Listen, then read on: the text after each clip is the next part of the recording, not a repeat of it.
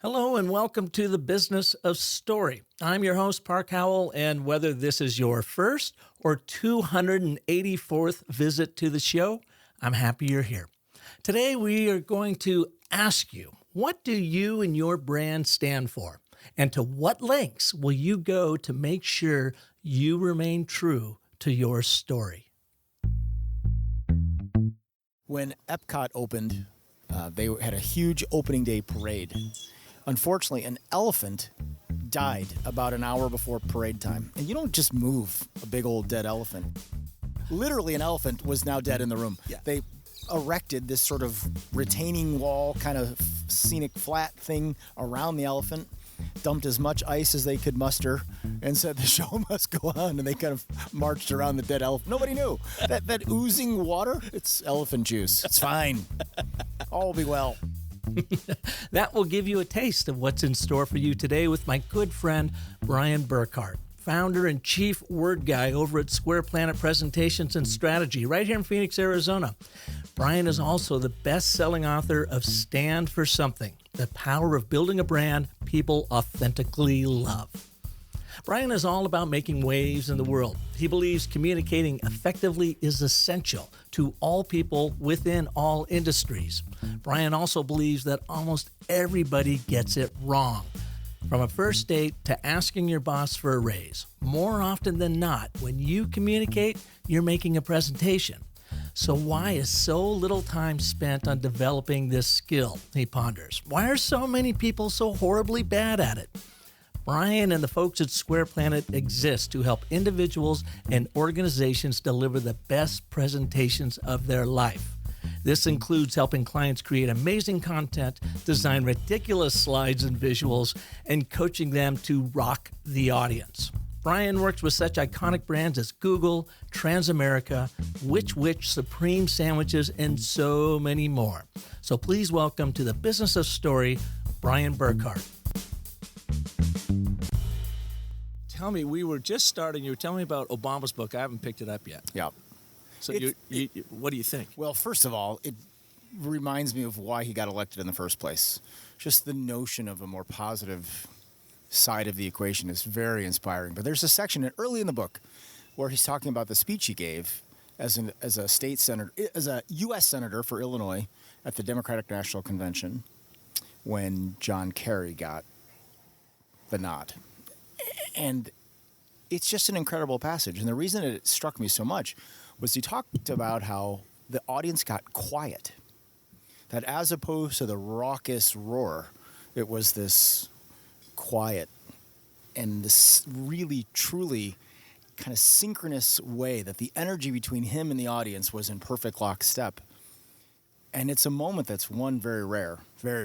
But for anyone that presents, and if you present regularly, we have those moments. And you just know that you're nailing your story.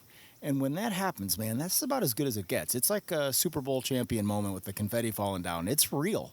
And so I'm going to take that quote and I'm going to print it. I'm going to have it mounted, framed, etc., just to remind myself, but also my clients, that it's possible. But it matters. Can you paraphrase that moment or that passage in the book? I can't because it's a few paragraphs. Okay, yeah. I would tell you that it's one of those things I probably will never learn word for word, but I'm gonna make sure I know the story pretty well. But it's about moments, and that's the work in the world you're in at Square Planet. Ladies and gentlemen, please welcome to the show, Brian Burkhart. Park, it's so good to be with you this morning, and this is winter chicken dinner. Yeah. So where are we? We're actually hanging outside on the back patio of the Camelback Inn in Paradise Valley. Doesn't suck. No. Well, it's 56 degrees out. And my friend here from Chicago, who grew up in the Arctic plains of Chicago, 45 years of the tundra, is sitting here. I'm eyeing 3 layers, I have 3 including a Merrill rust down vest. I have gotten soft. It's been 5 years of Arizona life, and I can admit it. I'm soft. What would your father-in-law say about you right about now? Oh, he would very loudly claim me being soft. You are clearly referring to the section of my book where I make a very pointed discovery that my father-in-law and I are on opposite sides of the world. He's the manliest of men, and I, of course, am a softie. But, I get to have sex with his daughter, so there's that. He's going to come and beat the crap out of you just for that comment right there. You know, I'm 50. She's 45-ish, so it just is. It just is. And Brian is talking about his book, Stand for Something, which I just got through, and it was very, very, very helpful even for me when I think about, what do I believe and what do I do? And you and I share a lot of the same philosophies in work, but your book helped me even from thinking about it again, about, what do I really believe? And maybe later in the show, I'll share with you what my realization was late last night as I was working through your book. I hope so. More about you. So here we are. We got introduced by a friend of yours out of Chicago, and we've become fast friends over the last couple months because we kind of do the same thing. Yours is much more on the presentation, sales side and whatever. And that's how I got to know you. And you've got this fabulous studio for your online Zoom work now. I mean, it's like a little TV show studio. It's awesome. You switch cameras, the whole thing. It looks fantastic. But in reading your book, I didn't realize, Brian, how deeply you are in helping brands, people, find their core purpose or what they truly believe. Where did that come from? That's a great question, Park. I would say that I think as much as anything, it started in a very innocuous way. For lots of years, I was in the media production business. My job was to help craft stories using things like camera crews, where we would go around the world and we would capture segments of some sort of corporate message that we would eventually stitch together into a more complete whole. These little media bits would often play at large events, think meetings, conferences, etc. And I found myself as a behind-the-scenes, behind-the-camera producer very consistently putting words in people's mouth. In what, 20s? Is this when you're just first starting out, just coming out of college? 20s, 30s. I had a few years of some other kind of things. I sold advertising for the Chicago Tribune newspaper right out of school, and then I worked at a meeting production company for a little while, and then eventually kind of partnered up with my father, and we started this communications company. Ron, I think. Exactly. I loved in your book, too, where you say, my first boss, you could call him Ron, but I call him Dad. Exactly. I thought that was a really nice. His name is Ronald Reagan Burkhart, and so when Reagan became president, although spelled different, he started changing everything, like driver's license, credit card. All of a sudden, it went from Ronald R. Burkhart to Ronald Reagan. Seriously. Like, you're such a nerd, Dad. Like, come on. Anyway, so I was doing all these things and quite literally global, like getting put on planes to go all over the world and capture these moments. And it's interesting when you're sitting across from someone who is in a really vulnerable position. They're really trying to be portrayed in the best possible light. They want to be good. They want to be seen as knowledgeable, as thought leaders within their own little business and world. And it's your job to get those bits out of them. And so I would very consistently say, well, try saying this. Do this instead. And that was really where it kind of came from, where I found myself giving people the words, even at a pretty young age. And did you find, I was in the exact same role when I first started, before I started my agency, I worked for a company called Quorum International, and it's really where I learned about video production in the corporate world. I knew nothing about it, but I was lucky when they hired me as creative director that I had two really good video producers that taught me a ton. And then when I started my agency, I found I was doing the exact same thing for corporations and having to go in and tease these stories out. But honestly, I had no idea what I was doing. I just started asking questions. It was before a story really took over my life. Did you have kind of that same experience where you would just go in and start winging it with questions until you realized, oh, here's what I really need to be asking to get to the gold? Absolutely. I worked with a director of photography who is still one of my closest friends and favorite people, a guy named John Timmerman. And John was always incredible about making sure that the production details were right. And I'd look at him and I'd say, do we have it? And he'd say, I don't think you've got a beginning. I think there's good stuff there, but I think we need an open. And it was just his little nudge, I think, as much as anything, that allowed me to realize that I could just be curious and start going, all right, Park, now what do you really mean? Tell me more about that. And just those little softening of those edges made all the difference. And then I kind of got my way. Mm-hmm. And I think the biggest thing that I had going for me, sounds strange, I have a really good memory. The stupidest, slightest little details. And we were doing some really complex stuff. We would do a story, for example, I can remember working for a consulting firm that we were on 3 different continents with probably 5, 6 different offices, call it 10, 12, 15 people, all talking about the same project. And you try stitching those things together over the course of a month of traveling in all those time zones and all those places, and yet I'd remember the slightest little detail. that would go a really long way to bringing things together. And so, yeah, it was just kind of knowing that you needed a story arc, you needed an open, you need a close, you need some moments in the middle, you need that stuff that you so eloquently put together in your book. I mean, I think if I had Brand Bewitchery back in the day, I'd be far better at my job. So thanks for nothing, Park. Could have used you then. Well, thank you. And you know from writing your own book that we just tell about what we've learned and what we've seen that works and what doesn't work. And it's as much trial by fire and error because nobody teaches us this stuff in college. That's right. I'm sure when you went to University of Indiana, what did you study there? Indiana University. Thank you very much. I'm out here. I was a dual major of political science and speech communications since I was a little guy. And I do mean little. Everyone said, Brian, you'll make a great attorney someday. And so that was kind of force-fed on me. And then I started really getting into all of the political side of the equation. I mean, I was taking very difficult constitutional law classes as electives as an undergrad.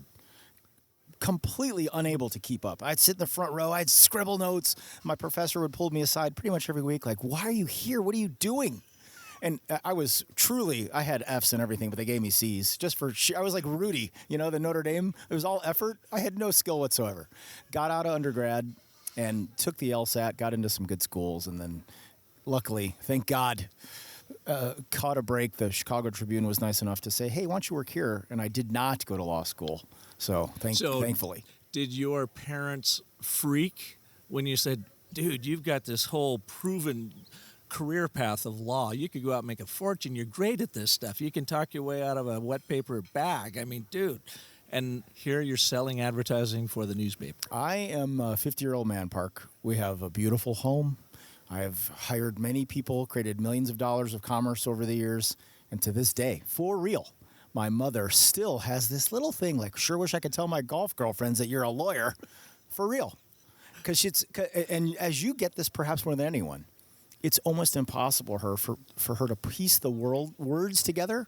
My son's a storyteller. Like, that just doesn't compute for her. No. And it seems to be almost an antithesis of being a lawyer. It seems so esoteric and arbitrary that there's no way you could get paid for that. The crazy part about it is my dad's an artist. He's a watercolor artist. And so her 50-some years of her life, she's been married to a guy who's an artist. And she can't make the leap that telling stories is not only a really viable career, but it's an art form. Well, and the interesting thing is all attorneys, for the most part, especially if you're a trial attorney, you are a storyteller. No doubt. The difference is they are in a zero-sum game. There are winners and losers. You are in the game of, let's make everybody win. I want the audience to win. I want the speaker to win. I want the company to win. And then you push hard like an attorney does, because you call out a number of anecdotes in your book. The guy from Tim from Jim Beam, for instance, where I can't believe he didn't fire your ass in the first sitting. And then you went through and you did the whole rehearsal with the group. And it bombed, and you called him out on it, and he still didn't fire you, and then you went to the big show. But you are a storyteller, and you were trying to, it's not a zero-sum game. It's like, how can we make everybody win? You're talking about one of my favorite parts of my book, which there was a lot of controversy when I wrote that. Working with the editors and the team, they said, you do this. You're never going to work for them again. Are you sure you want to? And I said, well, I'm not working for them anyway, so what's the diff? No harm, no foul. What Park was alluding to is I was doing a very large project for Jim Beam, the spirits company. And the top guy, who was only a year into the job and has long since been booted, he didn't last long.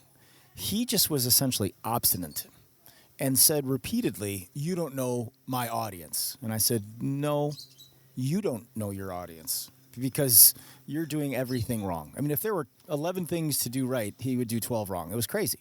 And we got in a little bit of a thing. For instance, like wrong how? Just talking data, just like, can you give us like a couple, 3 things that really annoyed you? Sure. I talk about the 3 C's of communication and rhetoric and persuasion on a very regular basis. They are clarity, connection, and conviction. If you lose people, it's often because you confuse people. That's number 1, clarity.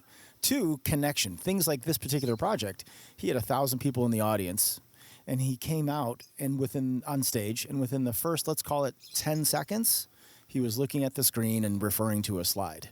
versus even the most basics of good morning. How's everybody doing? It's so great to be here. I mean, think about it from the standpoint of if you invite someone to your house and they come over for a dinner party, you take their coat, you offer them a drink, you sit someplace comfy, you connect first. Actually, you've never been to a dinner party at my house then, have you? I like to filter out my crowd, and I show them a 20-minute PowerPoint first before they come in. And if they nod off, they're not my people. I get rid of them. If I can win them over with my bullets and my charts and graphs, then I know we're in for a raucous evening. It sounds like a lot of fun. Please feel free to invite me. I'm pretty sure I'll be busy. I think I'll be re-shingling the roof, maybe. Yeah. I don't know, changing the oil in the car. Something. I'm very busy, Park. Very busy. Anyways, I'm sorry. So, of the 3 C's, I mean, he was really nailing everything. And the conviction part is a little bit deeper.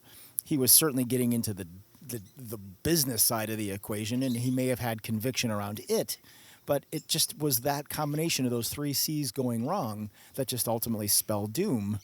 The thing that was interesting is I had predicted all this. I had said going in, you're doing it all wrong. And so during all the rehearsals and during the pre-stuff, I was really pushing him. And did you know this, like, intellectually, or did you just feel it? I mean, or had you been doing this long enough that you just go, he's just not following the playbook for success? Oh, no, I absolutely knew. And it was a combination of both the intellectual, because of all the models that we've built, but also then the feel. You just see it coming. And I think where the rubber hit the road as much as anything was the event was at the Wynn Hotel in Las Vegas. It was the biggest, most important event that they do. It's all the distributors, the people that actually buy the Jim Beam products, or the audience. So it was all their customers. And we were doing maybe a week before the actual event, or less than, a full-blown rehearsal in Chicago. Whole team of people. I mean, there was a stage and lights and teleprompters and the whole thing. And we had been working for weeks trying to get him up to speed on things. And at that rehearsal, the moment he ended, you could just feel the room was just, it was awful. Just this awful energy. And everyone's looking at me like, okay, big boy, what are you going to coach this guy? This is your job.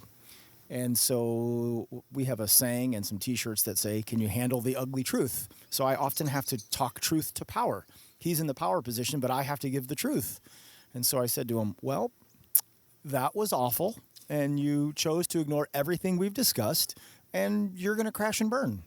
And it was right about there that he was like, I'm going to beat this guy, and I'm going to fire him on the... He would take none of that. And he was the boss. He knows best. And so at that point, it was like, well, screw you then. It's not me up there. I can only take you to the water, but I can't force you to drink. And so we knew going in, which is perhaps my favorite part of this story, which is in my book with an illustration, which is why I always like this so much. I knew. And so from the minute he was announced to go on stage, I started the timer on my iPhone. And I was trying to see how long it would take before I would see the glow of someone else's phone, because in those kind of situations, I read the audience. Is the audience proving me right or wrong? And so I'm not looking at him on stage. I'm scanning the 1,000 people. And it was, I think it was 27 seconds. It was under 30, but boom, there's that telltale glow of their face being illuminated by looking at their phone. If you can't connect to your audience, if you don't have clarity of message, if your conviction is wonky at best, ain't no way you're going to keep people for 15 minutes, let alone 60. And so he was doomed from the get-go. A really good example. You said you can't take a leader to knowledge and get him to drink. I've changed that a little bit because I agree with you wholeheartedly. Is you can't lead a leader to knowledge and make them think. Yeah, they have to buy in. They have to do it. They have to believe you in what you do in your line of work. And I think the thing about it, you get this deeper than most people. As I said to him over and over and over again, nobody knows that I even exist, let alone who I am. I'm hiding in the deepest, darkest corners. I'm here to make you look good. My job is not to take the glory. It's my job to give the glory. And it's a bizarre thing that some of those leaders would be so unwilling to see and do something different, knowing full well that as experts, this is our job. This is what our vocation is. We're here to help. It's very strange to me. It's still a conundrum that I can't quite wrap my arms around.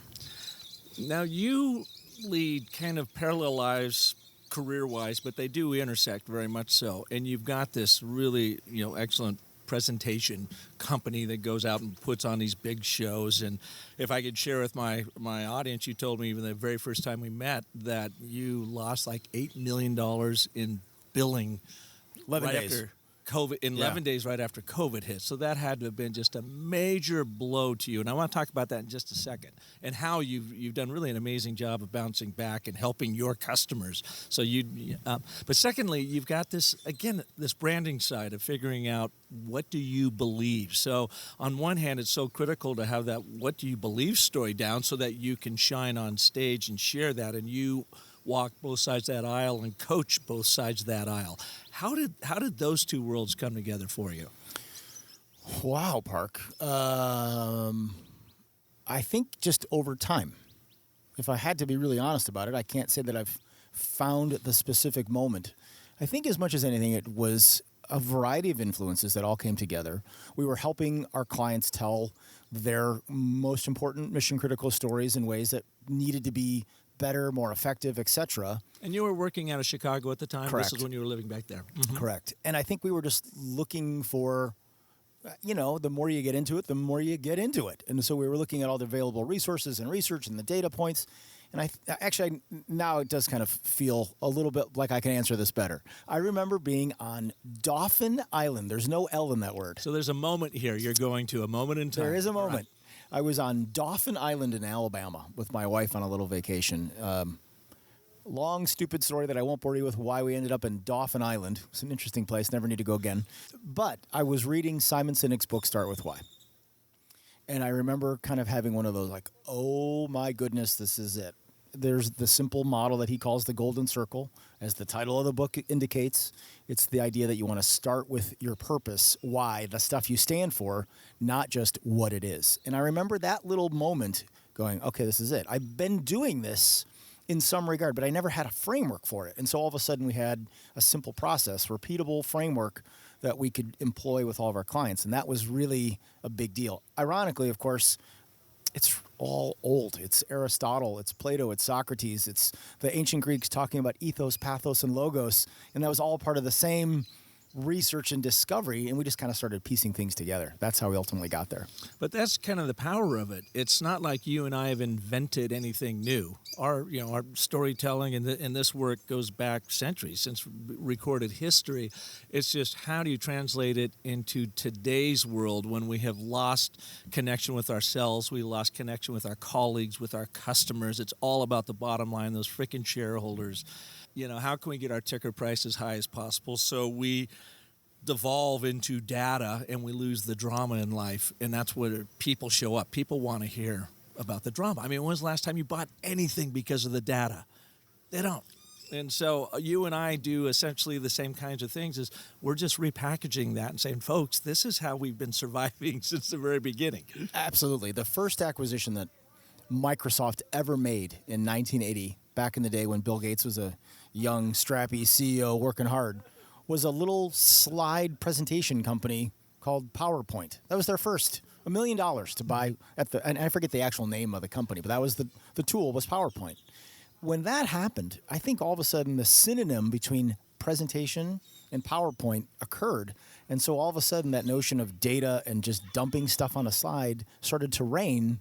And it really, truly, it changed everything. And so guys like us, we're just going back to pre-1980, saying this is how you do it. It's not that hard. It's just showing people the better way.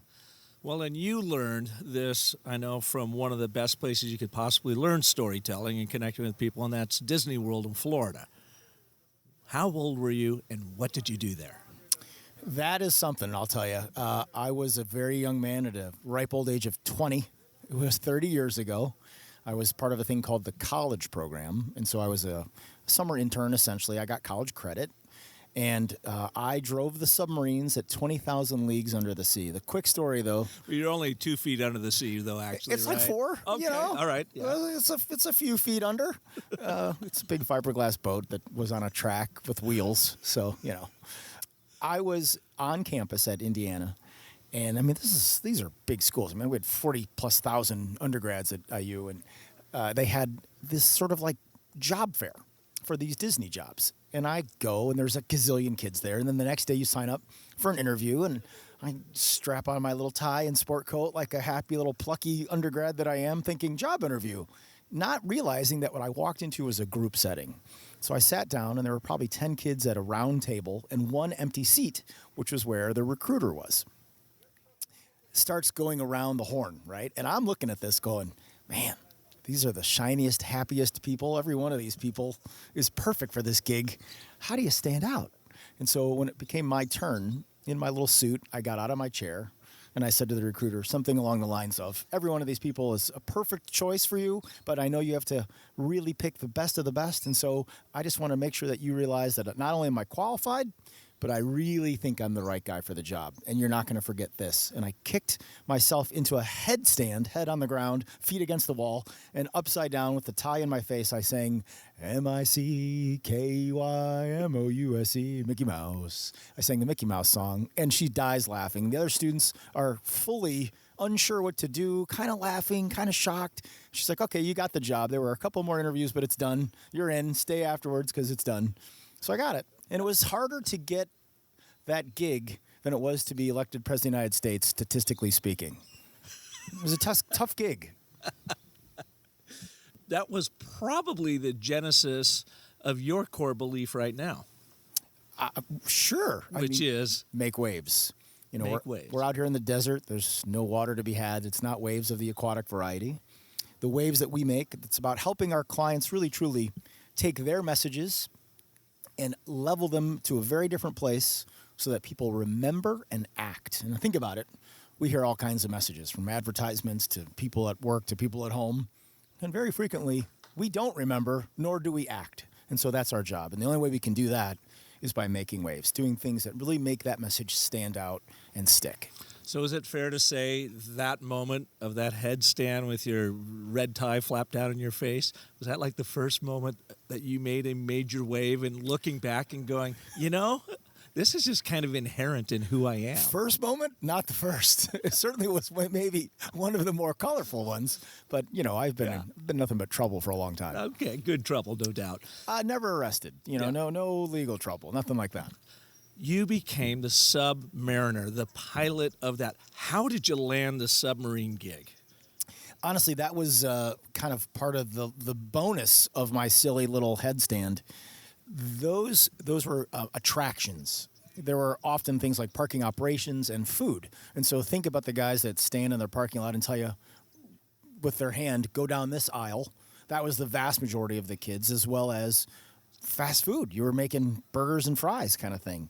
The attraction gig, working on the rides, that was a subset of the whole group of kids that got selected. And so it was a really small number. And I think just because I was so willing to put myself out there in a very outlandish, sort of contrasted from the norm kind of way, the recruiter said, well, this guy's got to do attractions. And so it was just kind of done right from the get-go, which was cool. You became a cast member then. Correct. They said, we got to have him in front of the public, not flipping burgers back here. Exactly. What is the one thing that stands out most in running that submarine over a summer that you learned and even informed who you are today, and even in maybe how you coach presentation mode? Great question. There's a number of things running through my mind, but I'll tell you the number one. I remember this very clearly. We had extensive and ongoing training, and it's Disney. They know what they're doing. But one of the things they talked about was how it's important, mission critical, if you will, to remember it's your audience and their experience that matters most. And the way I can describe that is my ride was 9 minutes in total. That's a long loop time. It was the longest one in the park by far. And so I could get stuck in that boat and do a bunch of loops for a bunch of time, and it's the same thing over and over and over. And all day, every day in the hot Florida sun, it's really easy to get disenfranchised. It's easy to sort of phone it in. But for that audience, for that new group of 40 people that hopped onto my boat, it was their first time perhaps. And we owed them that Disney experience. And so it's one of those kind of things where I talk to salespeople about this. I talk to other of our certain clients about this notion of you've got to give your best every time, not just those few moments that seem to matter to you, but it's the stuff that matters to them, the audience. They're the ones that matter in this equation. I would think that lesson can be taught in a number of ways, but it was pretty profound when you think about it from the Disney perspective. Mm-hmm. Persistence, stick-to-itiveness, and show up every day. I mean, Absolutely. You got to be there. Absolutely. Yep. I think about it like in sales right now. we help salespeople and sales organizations at an enterprise level get their sales message right. And you'd be shocked. I mean, maybe you wouldn't be, but people would be shocked, I think, if they heard some of the stuff I hear about how poor. And something like 70% of salespeople never hit quota. I mean, it's crazy. And I see why. But I say things like, you got to show up every time. It's full on. Leave nothing on the field here. You get one shot at this. Don't blow it. Yeah. But Brian, and I've experienced this now being in the business a little bit, maybe about a decade longer than you have, but I think you've experienced the same thing. You're a handsome man, Park. Don't age yourself, sir. Come on. No, what I'm trying to underscore is my immense experience here, so people go, wow, he's really got it going on, despite the bad right knee. Other than that, he's really got it going on. But this stuff isn't taught. You can go to sales trainings and this kind of thing, and it's sort of old stuff. It's not like modern of what's happening in this day and age, where it just comes down to understanding people and then telling a story from their perspective, connecting with them on a very human level. I mean, even throw out what you have to sell. Connect first. And people just simply aren't taught this. Your book does a really nice job of focusing on that core value of what do you believe? I mean, above and beyond everything else, what do you believe? And then number two is, how do you tell that story? Yeah. What's next? And so when you are working with a company and you help them find their belief, then what is your next step that you do in unearthing the stories that are going to share that belief with the world? Also a great question. There's a lot to that. Nothing but great questions. Great questions. That's a heady one. There's a lot. Yeah. I mean, this is deep. In many ways, I think what we try to do is get people to first internalize those core beliefs, where things get really, really good, and where you see the best at their craft. Those that are just in absolute flow are those that have a personal belief that has some overlap, like a Venn diagram, that little section in the center where they overlap. Personal belief overlaps with the corporate belief. When that happens, man, you're in business. And the only way that you can really make that come alive is by searching for examples. And so what we do both in the discovery process, but certainly in the rollout phase, is we try to take these kind of ethereal beliefs, the things that they stand for, and say, find us some moments in time when they were demonstrated. Show us a time that you did this with a client or with an associate or with a vendor or whatever it is. Make it real. And I think once that happens, people kind of get that little click, the little light bulb goes off of, oh, I see, this is actual stuff. It's not just based in pie-in-the-sky marketing blabber, it's real. And so really it's just kind of asking questions and saying, all right, great, now let's write that stuff down and let's share it. That's the big thing. I think as much as anything, you talk about the stuff not being taught, it always seems like the technical or the product side is being taught. Certainly, that's pretty normal. But I don't think organizations do a very good job of speaking to each other about the little stories, those moments, those real examples of when things truly come alive. If they did that, man, it'd be so much better. So true. Again, in your book, Stand for Something, you sure beat McDonald's upside the head. You box their ears. You kick them in the shin. I do. You worked for them for a while. I did. You bring it in. And so first I got to figure, because I'm really intrigued. You were a game show host at McDonald University. Do I have that right? You do. What the hell is that? So it's called Hamburger University. It's very famous. It was really one of the Not that part, the game show host at McDonald. Yeah. Go ahead. So at Hamburger University, on their absolutely beautiful campus that they have since sold, they now are in downtown Chicago for many, many years. It was in the west suburbs.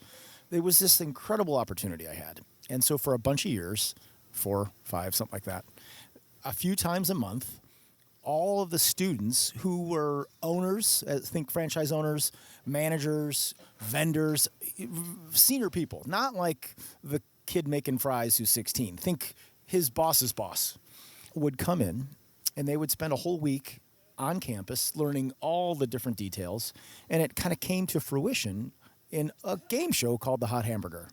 It's sort of a Jeopardy meets Family Feud kind of mashup, and I was the host. And it was my job to ask questions that were, seriously, it was things like, how long do you deep fry a Filet-O-Fish? It was for real, that kind of stuff. It was an incredible, incredible experience. And any way you slice it, when I rip on McDonald's, it's out of love. I just want them to succeed because they do so much good for the world that gets often overlooked. Mm-hmm.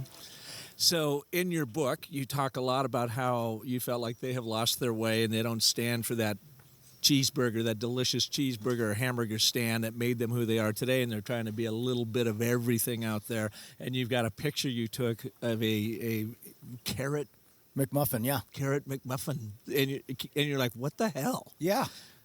Yeah. So what's your guidance for them now, or what can people learn from maybe all of their missteps of trying to be everything to everybody? Think about it this way. I mean, stuff like McDonald's has so much power, so much reach, so many assets, and by that I mean both physical, monetary, etc. They can have anyone and anything they want. They can get anyone or anything they need. And yet they have chosen to do things that feel gimmicky. We're going to do breakfast all day. We're going to do international flavors. We're going to do a carrot McMuffin. And here, at least in Phoenix, I'm always struck by, always, drive by an In-N-Out burger with a very simple menu with just a few items, and the line is around the building twice. Across the street might be a McDonald's, and there might be one car in the drive-thru. Mm-hmm. So what's going on? And I think it's because they truly have lost their way. If you had to answer, what does McDonald's stand for right now? I don't think anyone could really answer. I'm not sure they could. For me, if McDonald's said, we stand for family, we're going to create a place where there's something on the menu for everyone in your family, a comfortable spot for every member of your family, a way that you can break from the typical mundane parts of your day for every member of your family, they would have something. And they just have not packaged it that way. They've packaged it of, you can get pancakes all day. Mm-hmm. It just doesn't work. Yeah. You work with some awfully big customers. Can we share some of those? Sure. Tesla? Not Tesla. Nikola. Thank you. I'm sorry. Who is? Tell the audience who Nikola is. Nikola is a very cool company based here in Phoenix that has had tons of press, both good and bad. They are creating sort of the new style of trucks, hydrogen-powered semi-trucks that do amazing things without having any kind of emissions. The only thing that comes out of them is water that you can actually drink. They're really kind of in startup mode right now, but we've helped them do a number of things. And really, really an interesting company. By the way, that rumbling you may be hearing in the background is they are clearing off the space heaters from the back patio here at the Camelback Inn. And I'm waiting for the Falcon to come, or not the Falcon, the Hawk. They have a pet hawk that flies around here. I haven't seen him out yet this morning. You know, the upside of being outside and doing this is that it's amazing. The downside is it's not the controlled studio, but I'll take this 10 out of 10 times. I think it's great. You know, I'm looking over your shoulder up at Mummy Mountain. The sun is on it. There's literally not a single cloud in the sky. Not one. We've got some tourists up above us with their Starbucks walking above the lake, and we've got, the guy over here dragging the the space heaters around. I think he's almost done, though. I'm eyeballing him there. You know what I like about all this park? I think the thing that's cool to me is they're knee-deep in some restoration. They're making some things better. Notice the camouflage. Look at the printed screen on the fence. They do a great job. Very Disney. It looks like a stone wall, but it's all faux. It totally does. I did not notice that. My brain just picked it up and connected the dots. It was a stone wall. When Epcot opened, this is a billion years ago now, down in Florida, they had a huge opening day parade. Unfortunately, an elephant died about an hour before parade time. And you don't just move a big old dead elephant. And so they erected... There's an elephant in the room now, yeah. Literally an elephant was now dead in the room. Yeah. They erected this sort of retaining wall, kind of scenic flat thing around the elephant, dumped as much ice as they could muster, and said the show must go on. And they kind of marched around the dead elephant. Nobody knew. That oozing water, it's elephant juice. It's fine. All will be well. So anyways, Nikola, you do some work for them, Amazon, I believe? Done a bunch of work with Amazon. It's an interesting one. We've done very high-level work with some people that report directly to Jeff Bezos on helping them tell their story about new product offerings. It's tough. That notion of truth to power, it's tough. They don't always want to listen to the loudmouth guy that is me. And the larger the kingdom, the harder it is for the jester to get through and speak the truth, the ugly truth sometimes. I'm going to steal that because that's so completely perfectly said, so apropos. Yeah, for sure. Yeah. What is it that you love about what you do? Because it's obvious in meeting you from the very beginning that you are just like in your natural place in the world where you're supposed to be, whether your mom likes it or not. I appreciate you saying that. I feel that way. Boy, it's really true. There are many days where I will have hour upon hour upon hour of work and consulting, and it doesn't feel like it. It's just over in a second. And I am energized. It just feels like my natural, most best place. I think the thing that I like as much as anything is the transformation, is I see people, I see it, and I tell it in a variety of ways. Sometimes when I'm on stage, let's say, when we would actually meet in person and I would deliver keynote addresses, and I would see a couple people in the audience get emotional. And I could tell that they realized right then and there that they've been at a place that has a very different set of beliefs. They stand for something totally different than what they as individuals stand for. And they know in that moment that something's got to change. And they always are waiting for me at the end. They're always kind of like, can I talk to you? And yeah, I know what's coming. And so it's those people that I know I can sort of liberate, as well as those that are in a really good spot that now finally have solid footing. They've got words to these emotions. And seeing truly that transformation for people, that is something. And it's certainly not about the dollars. I'll tell you that I've never once been money motivated in any way, shape, or form. And especially now, post-COVID, there is no money. Well, let's talk about that. Yeah. Let's talk about that, because that was the one thing that really floored me when we first met. And you said, Park, I think it was early March when COVID hit, you lost about $8 million in booking over the course of 11 days, you said. Yep. And that's an oh shit moment. That is. What do we do now? So can you take us through what you were feeling and how maybe even your purpose of making waves helped guide you through that storm to act very quickly on it and actually come out doing pretty well on the other end of that? Yeah, I don't think we're totally there, and I think I'm still dealing with it. It's not in the past tense, it's a current state. But I think the first thing we did was in many ways just sort of thank our lucky stars for having achieved as much as we had. We had some money in the bank, and we had people that understood, and we had the ability to do things like apply for the PPP money. And I mean, we had some resources. And then we also had some clients who knew that we could provide some value. Mm-hmm. And so fairly quickly, all of the live event stuff, that's where those contracts evaporated, gone. There was some discussion about virtual, and we started working on that and realized quickly that we were not well positioned for virtual. I'll give you a story. We had put together a bid for a client that was $144,000, and we were so excited. Was this for a virtual event? Virtual event. Okay. And we thought, this is an amazing solution. This is exactly what they need. This is so much better than anything we could have thought for virtual. Super creative, really interactive. It was great. They came back and said, yeah, our budget was $20,000. We were so far off. We just didn't understand really what the expectation was. And we did, that was a few times. We had like 4 in a row where we were just way off. And so now we've gotten way better. We've got 2 right now that we're working on where it's like, okay, we figured this out a little bit. And so I think it just took a little bit of doing, but I think as much as anything, we just looked at our core purpose of making waves, the stuff we stand for, and say, how can we do this in a time that's totally different? And so we're doing a lot more consulting on sales presentations.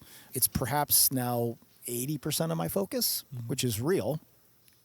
The good side is there is no real cost.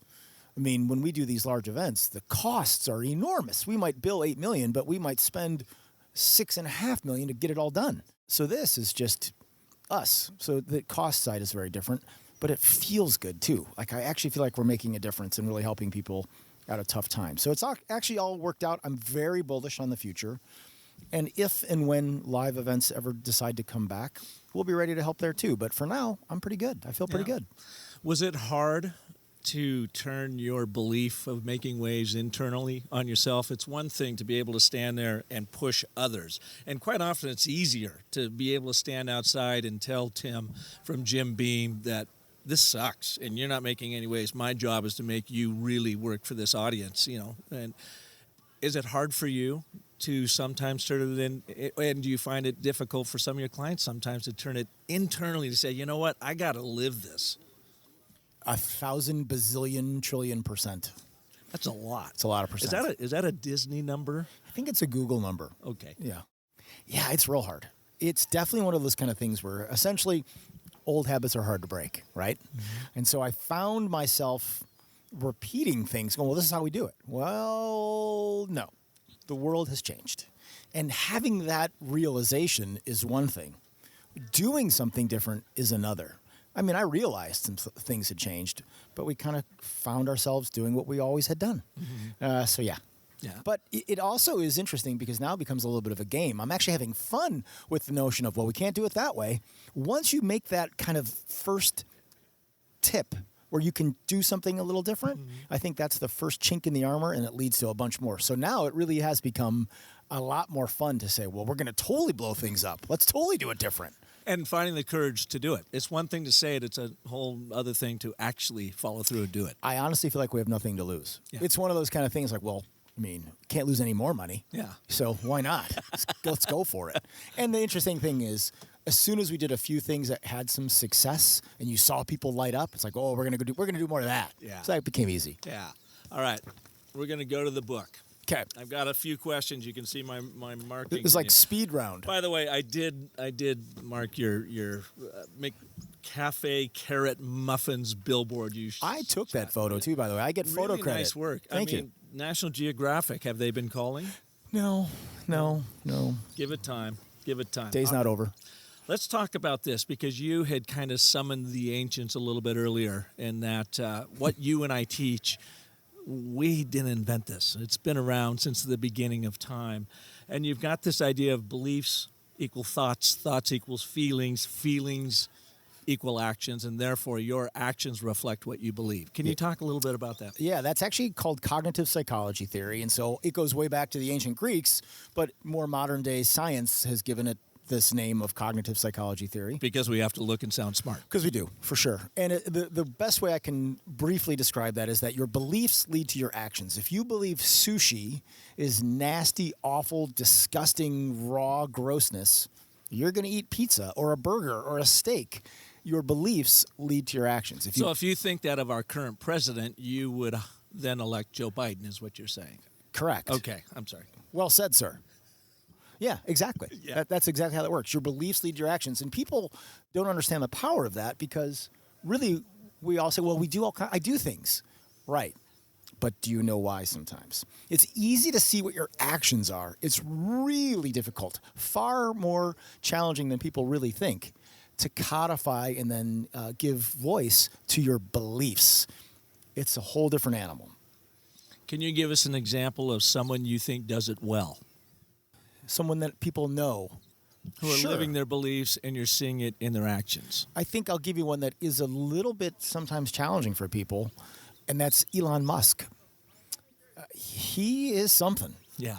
I mean, all you have to do is start saying Tesla, SpaceX, Boring Company. I mean, over and over and over again, this guy is something, and he just does not care what the world says. He'll go on the Joe Rogan podcast and smoke weed. He'll go on stage and be terrible and not care. He just keeps going. His beliefs are to really change the world, to really make a dent and use technology to lead us to a better place. And his belief deeply leads to his actions. I mean, he puts his money on the line. He puts his reputation on the line. And you don't have to like him. You don't even have to love him. You just have to recognize that he is absolutely living his core beliefs. Well, that's a big point that you make, too, is that when you really own what you believe and you share that with the world, you are going to repel way more people than you are going to attract. And that's okay. Even as counterintuitive as that seems, if you're in business and you think that bottom line number, I got to attract as many people as I possibly can, but that's not true, right? And it may not be as simple as what you just said. You may not repel more people. It may be more equal. It might be even where you attract more than you repel. But the notion is to thin the herd a little bit. The way I describe that is things like McDonald's is a great example. There are a group of people who would never in a million years eat at McDonald's. They're vegans or, super fitness expert kind of folk. That's just not their place. And so why would McDonald's waste their time, energy, effort, marketing dollars, etc., to try to attract them? It's a waste. Get rid of the damn salad at McDonald's is what you're saying, huh? Pretty much. Yeah. Go back to burgers. Look at the line at In-N-Out Burger. They don't sell salads. That's exactly right. Back to the book.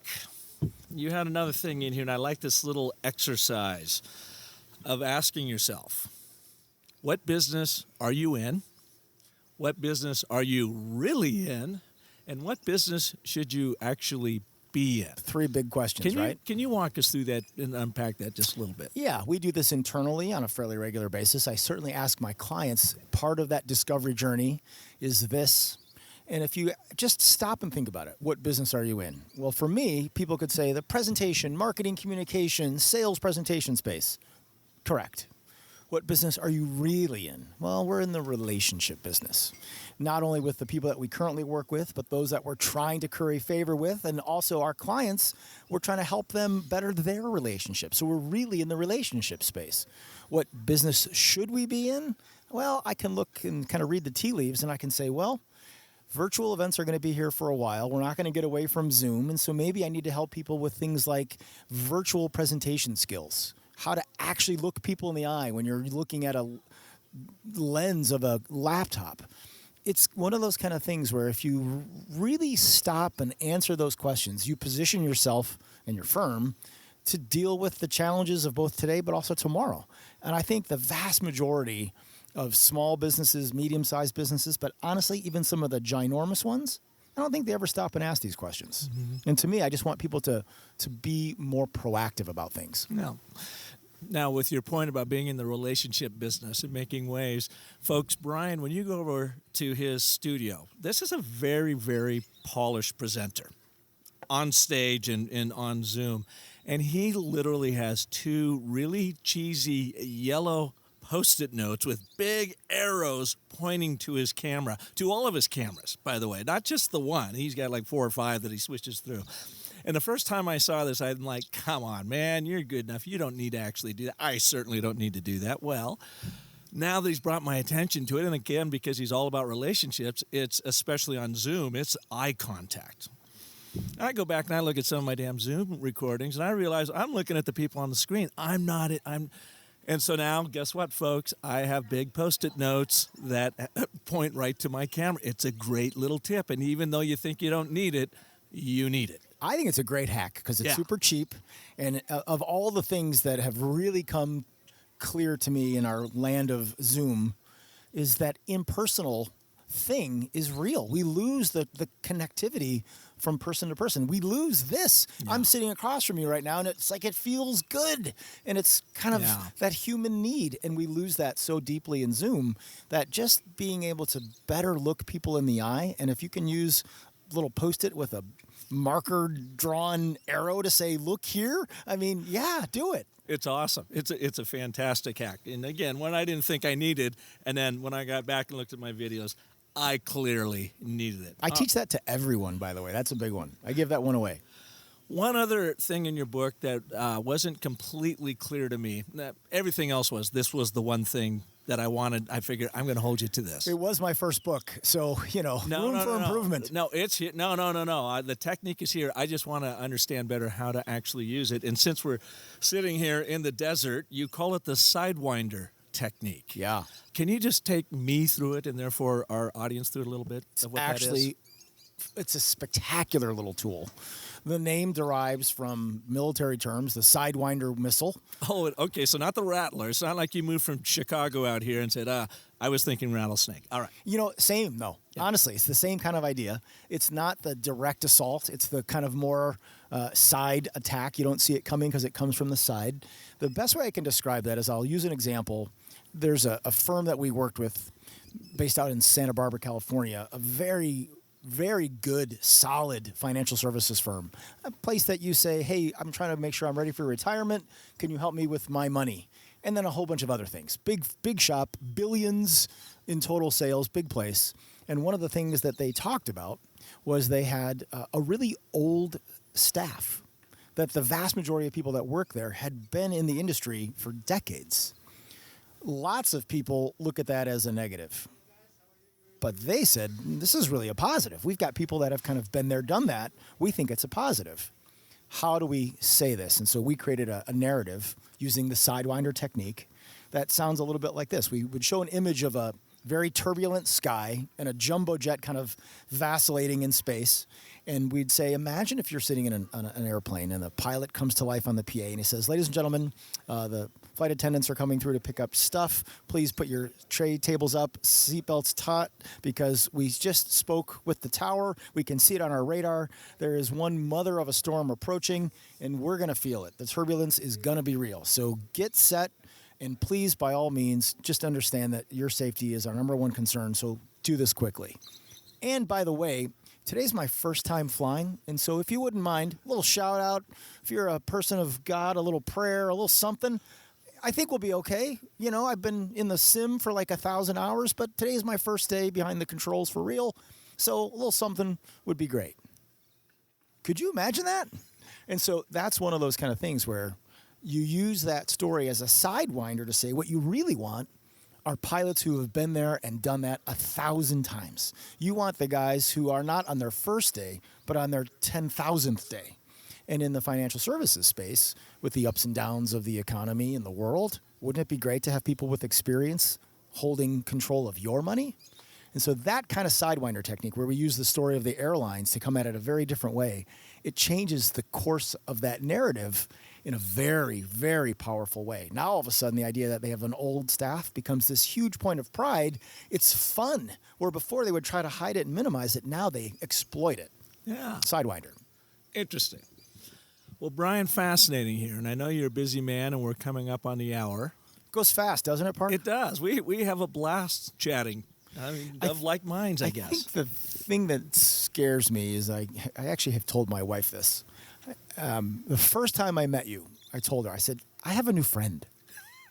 And I know that sounds weird, but as adults, I think it's weird when you realize that you have like a inherent connection with someone, and to vocalize that can be off-putting. You know, it's weird. Yeah. But I don't have a problem with that. It's good to have friends. Yeah. And so, yeah, this is great. I certainly appreciate a chance to speak with you and your audience, but more than anything, just to hang with you is always fun. Oh, well, thanks, Brian. And shout out to Mark Smythe, your friend that you know out in Chicago, who he and I were chatting earlier in the summer.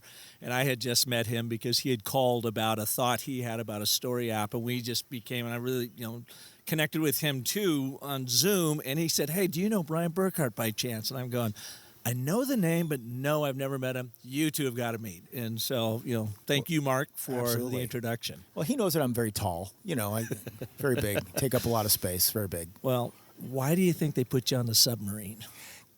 I did fit. Let's just put it that way. I didn't have to duck. Well, I think you fit in a lot of people's lives. Where can they learn more about you? I think the easiest thing is just go check out squareplanet.com. I say think round Earth. SquarePlanet.com. Because you're making waves. Because we're making waves. There's lots of other ways, of course. You can go on Amazon and check out Stand for Something by Brian Burkhart. But, just Google me. Stand for Something, The Power of Building a Brand People Authentically Love. It's a fantastic book. And what I like about it, too, it's a quick read. I mean, you just give great, great anecdotes. You make your point, and then you share it in action, and so I appreciate that. Well, I appreciate you saying that. I know when I set upon the journey of writing this, I knew exactly what I wanted, which was lots of little case studies, lots of quick little learnings, a book that you can pick up in fits and starts, but I wanted it to be engaging, and to me, the only way to do that was to make really cool examples, so it wasn't just theory, and so it kind of wrote itself. It was easy. Yeah. Well, thanks. Thank you. And thank you all for listening to this edition of The Business of Story. You know what to do next, because I ask you every single time. If you liked what you heard, and how could you not like what you heard? There's a lot of great little wisdom and insight shared throughout this. Share this episode with someone you know, someone you love, a colleague, a friend, family member, or whatever. And check out his book, Stand for Something. It's well worth it. Add it to your library. And of course, if I can be of service to you, you also know what to do. I'm over at businessofstory.com, where I've got tools, tips, technique, and talent like Brian through 5 years of Business of Story shows to help you craft and tell compelling stories that sell. And until next Monday, when we bring another fabulous story artist here like Brian, remember that the most potent story you will ever tell is the story you tell yourself. So make it a great one. Thanks so much for listening. Great out. Dude, well done. I'm so jealous. When I do the outros on my podcast, I have to first write them, then read them, then record them twice. That was really great. I mean, that was like for real great. Very nicely done.